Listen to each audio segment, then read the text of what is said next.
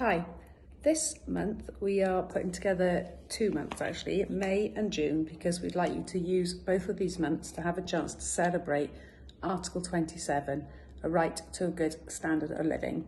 We've got a few ideas about what you could do, and we're hoping that in school this might link to Eco Day and Fair Trade Day, which you might be celebrating as a school already.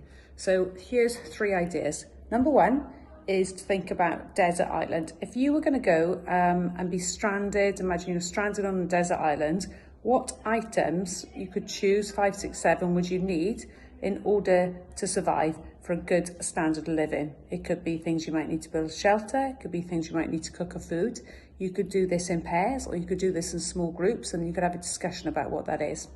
The second one is to think about what would a dream community look like. So if you had the best ever community and place to live around you, what would that look like? Draw a little map. You could use Lego, you could use arts and crafts.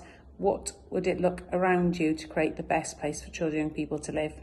The third task is thinking about what types of homes do people live in, and this could be historically or globally. How have the places we lived changed, or how do they look different across the world?